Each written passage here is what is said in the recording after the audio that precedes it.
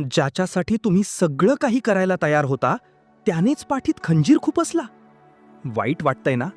रडत बसू नका, कारण तुमच्या आयुष्यातून ती खोटी माणसं तुम्ही नाही, तर स्वतः स्वामी समर्थांनी बाजूला केली आहेत. स्वामी चरित्रात एक गोष्ट स्पष्ट आहे. स्वामींच्या दरबारात ढोंगी लोकांना कधीच जागा नव्हती. जेव्हा तुमची भक्ती खरी असते तेव्हा स्वामी तुमच्या आयुष्यातून खोट्या लोकांचा कचरा साफ करायला सुरुवात करतात. ज्याला तुम्ही नुकसान समजताय तो प्रत्यक्षात स्वामींनी केलेला तुमचा बचाव आहे.